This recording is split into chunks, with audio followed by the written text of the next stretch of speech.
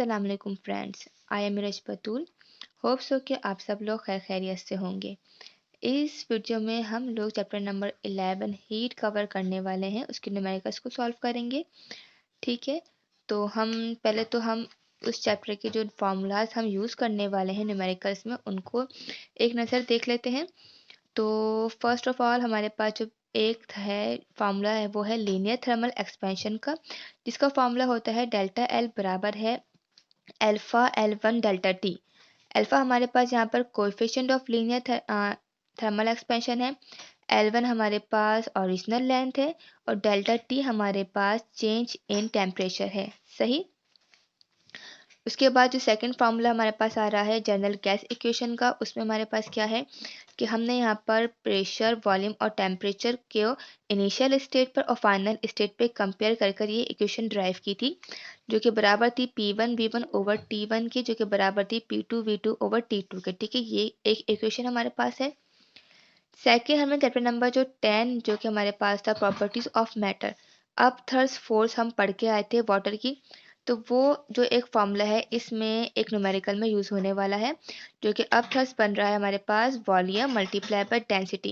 ये जो P है ये बराबर है डेंसिटी के और G फॉर द ग्रेविटी। ठीक है, अब जो इस चैप्टर के मेन न्यूमेरिकल्स के जो फॉर्मूलाज हैं वो है heat capacity, specific heat capacity और हीट एंड पावर का रिलेशन हम यहाँ पे देखेंगे, और थर्मल कंडक्टिविटी।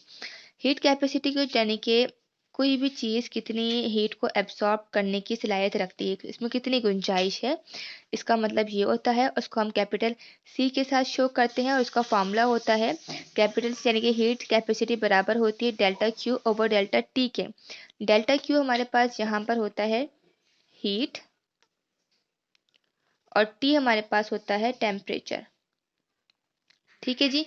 अच्छा, क्योंकि हम न्यूमेरिकल्स में जो है टोटल हीट को मालूम करेंगे, तो इसको इसलिए हमने यहाँ पर अरेंज करके लिख लिया है इस इक्वेशन को, जो कि कुछ इस तरह बन गया है कि यहाँ पे डेल्टा टी डिवाइड था, वहाँ पे जाकर हमने मल्टीप्लाई करवा दिया। तो डेल्टा क्यू बराबर हो गया specific heat multiply by temperature. सही।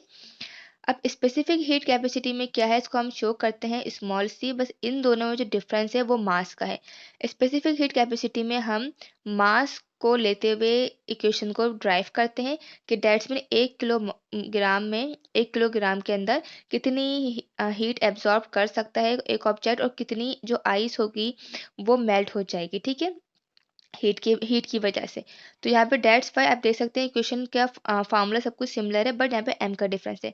तो जो सी हमारे पास है स्मॉल सी, वो बराबर हो जाएगा delta Q over M delta T के। इसको भी हम अरेंज करके लिख लेंगे अपने पास, तो ये इक्वेशन इस तरह की बन जाएगी। सही। अब हमने देखा है हीट और पावर का रिलेशन। इसमें हमारे पास क्या है कि हम जानते हैं पावर का फॉर्मूला चैप्टर नंबर 8 में हम करके आए थे, जो कि था वर्क डन ओवर टाइम। ये इसका मेन फार्मूला था, क्योंकि यहाँ पर हम हीट को और पावर का रिलेशन देख रहे हैं, तो हीट कितनी एब्जॉर्ब हो रही, कितना वर्क डन हो रहा है। तो यहाँ पे W जो कि है डेल्टा क्यू के बराबर है। ठीक है जी। डेट्स मीन जो हमारे पास वर्क डन है वो बराबर है डेल्टा क्यू के। तो मैंने यहाँ पे W की जगह पे डेल्टा क्यू लिख लिया है, और T हमारे पास, सॉरी डेल्टा लिख दिया यहाँ पर, T वैसी का वैसी रहा। डेट्स मीन पावर हमारे पास बराबर हो गई है हीट ओवर टाइम के। अब आता है थर्मल कंडक्टिविटी। कंडक्टिविटी आपको नेम से जाहिर हो रहा है कि कंडक्टर से हो रहा है कि कोई चीज़ किसी भी मेटल में से कोई हीट या इलेक्ट्रिसिटी पास हो सकती हो। और थर्मल कंडक्टिविटी तो डेस्टबिन हम यहाँ पर हीट को ही रिप्रेजेंट कर रहे हैं। तो उसका फॉर्मूला हमारे पास क्या है कि डेल्टा क्यू टोटल हीट बराबर है के, हमारे पास जो है थर्मल कंडक्टिविटी का कांस्टेंट है, ए हमारे पास एरिया है, हम यहाँ पे लिख लेते हैं साथ में कि जो कि है वो कांस्टेंट है, ए हमारे पास जो कि है वो एरिया है यहाँ पर। डेल्टा टी जो कैपिटल है वो हमारे पास टेम्परेचर है। स्मॉल टी हमारे पास टाइम होता है हमेशा, और डेल्टा एल हमारे पास चेंज इन लेंथ है। ठीक है जी। तो ये जो फॉर्मूलाज हैं ये आप देख लीजिए, ये हम यूज़ करेंगे अपने न्यूमेरिकल्स में। चले हम अपने न्यूमेरिकल नंबर 1 की तरफ मूव करते हैं। ओके जी, अब हमारे पास न्यूमेरिकल नंबर 1 है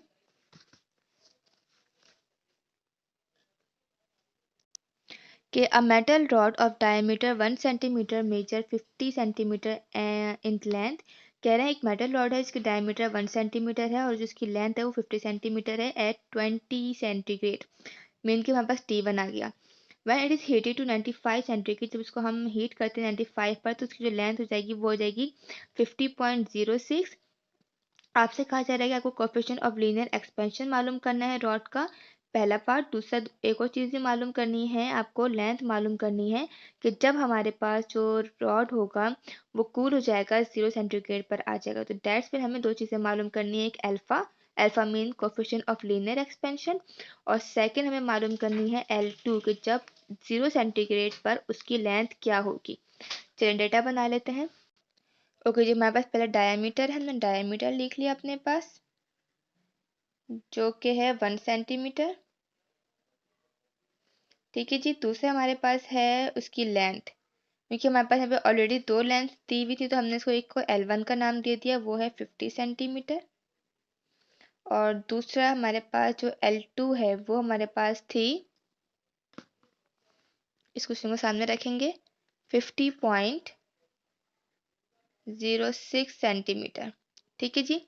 टेम्परेचर T1 हमारे पास था 20 सेंटीग्रेड और T2 हमारे पास था 95 सेंटीग्रेड।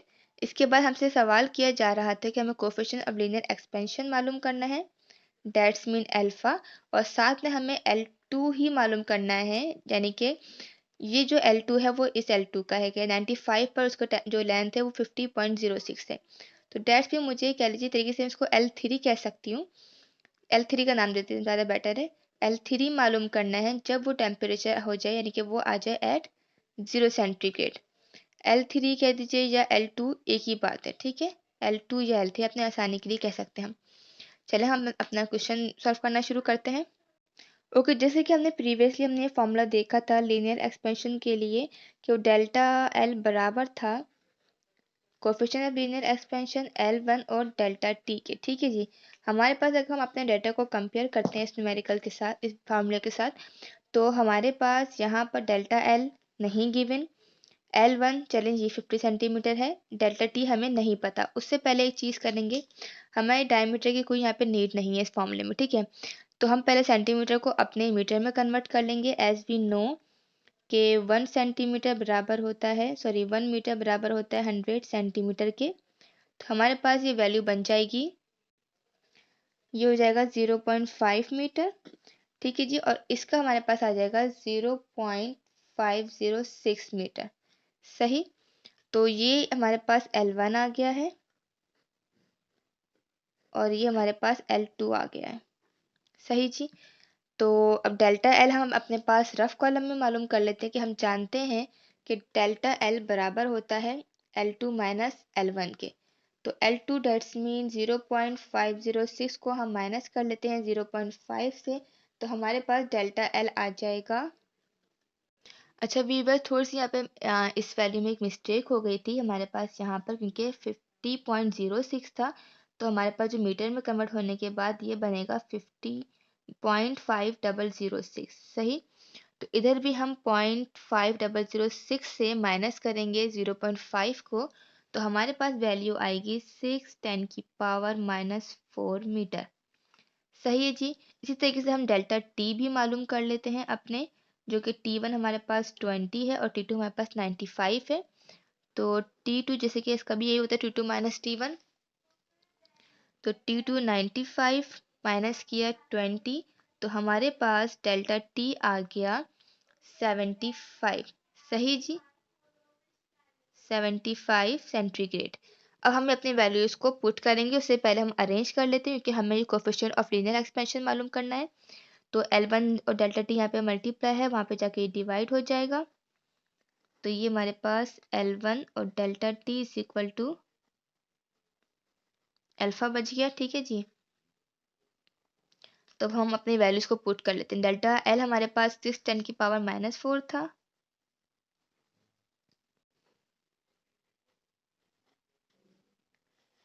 और L1 हमारे पास था 0.5, और मल्टीप्लाई डेल्टा L हमारे पास 75 आया। सही जी। तो हम इन तीनों वैल्यूज़ को आपस में सॉल्व कर लेते हैं, तो हमारे पास जो अल्फ़ा है वो आ जाएगा 1.6 10⁻⁻5। ठीक है जी, तो हमारे पास ये आ गया है linear of coefficient of friction. ठीक है जी, अब नेक्स्ट अब हम मालूम कर लेते हैं L2 एट 0 सेंटीग्रेड। ठीक है जी, ये हमारे पास नेक्स्ट इसका बी पार्ट है। तो यहाँ पर हम अप्लाई करेंगे फॉर्मूला सिंपल वही वाला, यानी कि डेल्टा एल बराबर है L1 और ये linear coefficient friction delta T. मगर यहाँ पर डेल्टा टी हमें क्योंकि थोड़ा सा चेंज होगा, क्योंकि हमारे पास T1 तो सिंपल 20 सेंटीग्रेड ही है, लेकिन हमें यहाँ पर कंडीशन दी हुई है T2 की, जो कि हमारे पास 0 सेंटीग्रेड है। तो हम दोबारा से डेल्टा टी मालूम कर लेंगे, T2 माइनस T1। तो हमारे पास T2 जैसे कि है वो है 0 और माइनस हमने T1 किया 20। तो हमारे पास डेल्टा टी आ रही है, इसकी वैल्यू -20 सेंटीग्रेड। सही जी। अब डेल्टा एल, यहाँ पर इसमें L2 की कोई वैल्यू नहीं है, और हम ये बात जानते हैं कि जो डेल्टा एल होता है वो बराबर होता है L2 माइनस L1 के। तो यहाँ पर हम डेल्टा एल की जगह पर L2 माइनस L1 लिखेंगे। ये L1 वैसे का वैसे ही रहा, linear of coefficient of friction और डेल्टा टी। ठीक है जी। अच्छा जी, अब हम प्रीवियसली इस मेटल का जो रॉड मेटल थी उसकी लीनियर और कोएफिशिएंट ऑफ फ्रिक्शन हम मालूम कर चुके हैं, जो कि 1.6 10⁻⁻5 थी। ये वैल्यू यहाँ पर आ जाएगी L1 और दोनों की जगहों पर हमें पता है। तो हम पहले लिख लेते हैं, L2 वैसे का वैसे ही रहा, L1 हमारे पास था 0.5, हमने 0.5 लिख लिया, is equal to 0.5, linear of coefficient friction है 1.6 10⁻⁻5, टेम्परेचर हमारे पास -20। सही जी।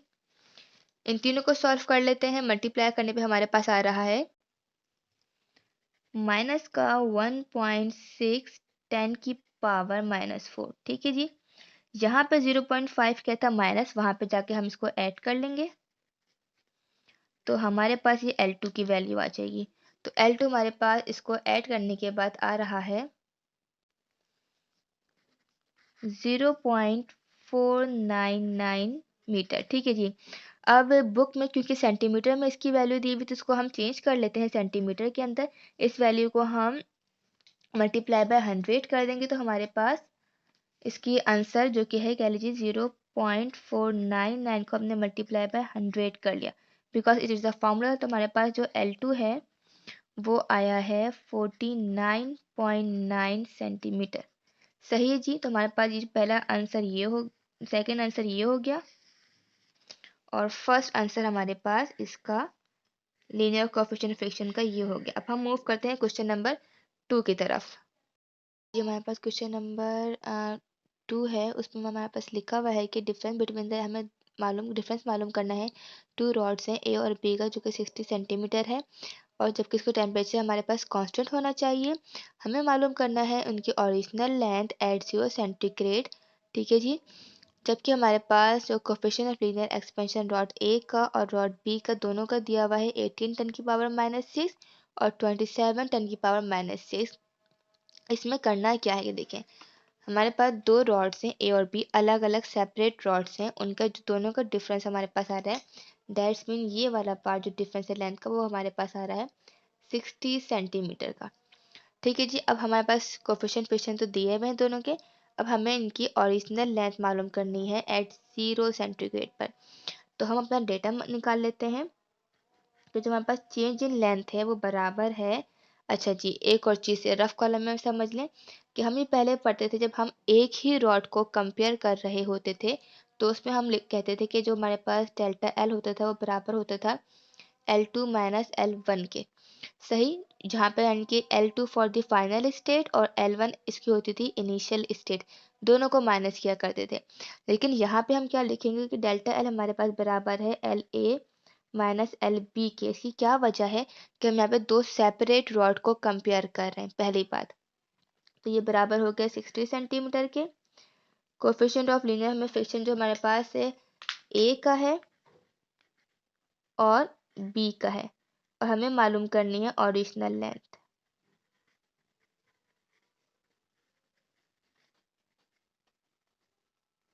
सही जी। तो इसकी डाटा हमारे पास जो ओरिजिनल इसका ए की वैल्यू है वो 18 10 की पावर -6 है। इसकी 27 10 की पावर -6 पर सेंटीग्रेड है। ठीक है जी। तो अब हम इसका सोल्यूशन सॉल्व करते हैं। हमारे पास हमने फॉर्मूला अप्लाई करना है जो कि नॉर्मल फॉर्मूला है इसका चेंज इन लेंथ वाला, कि डेल्टा एल बराबर है लीनियर कोएफिशिएंट फ्रिक्शन L1 और डेल्टा टी के। क्योंकि यहाँ पे हम दो रॉड्स को कंपेयर कर रहे हैं ए और बी को, तो यहाँ पे हमने कंपैरिजन करते हुए लेके चलेंगे कि यानी इस तरफ हम कंसीडर कर लेते हैं कि ये रॉड ए है, यहाँ पे हम रॉड बी की को हम कंसीडर कर लेंगे। सही जी।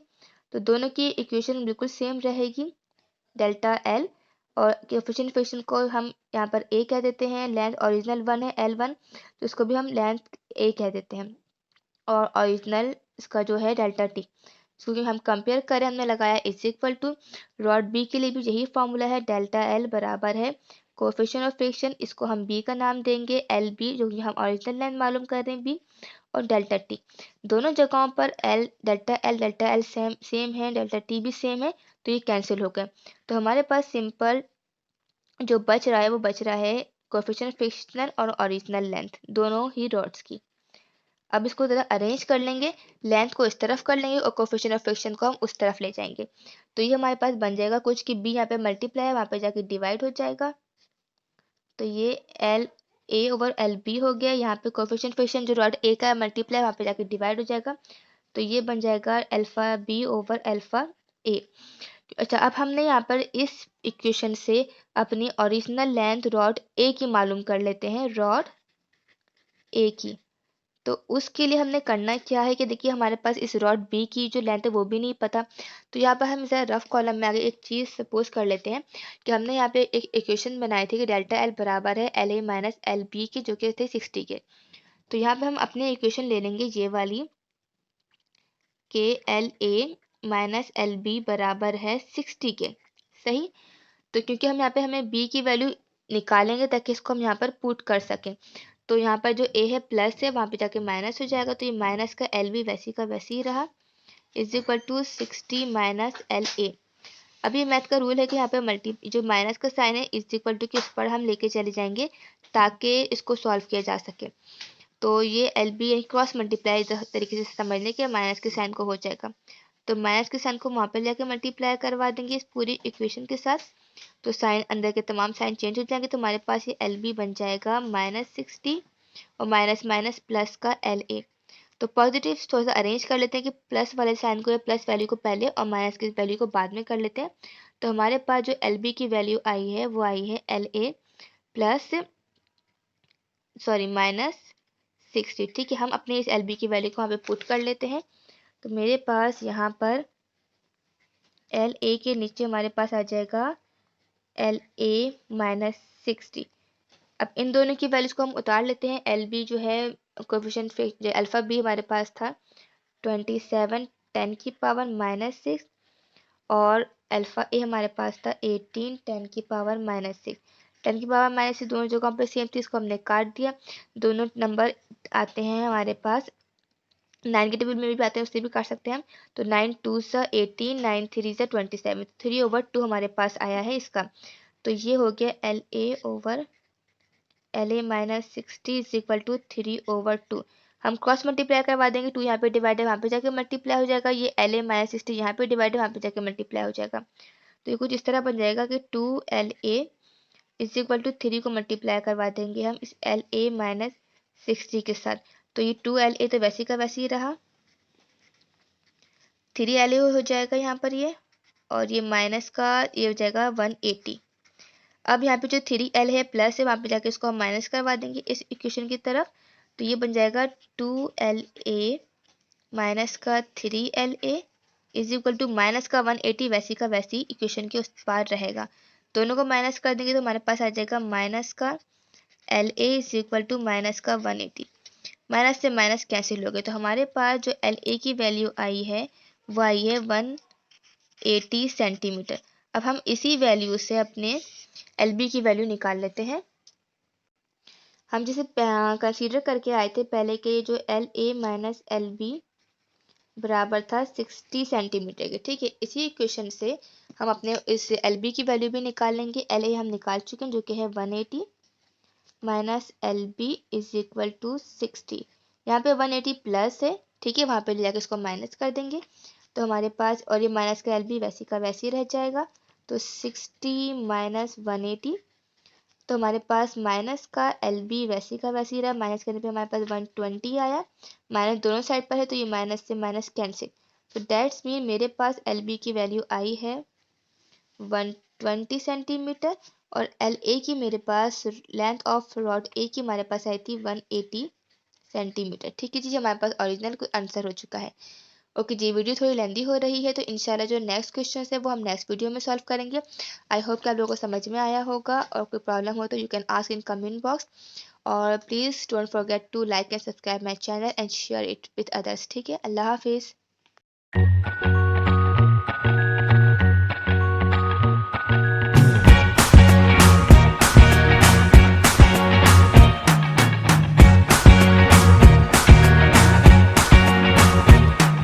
I can't forget the day we met. Your eyes so blue, me piercing through.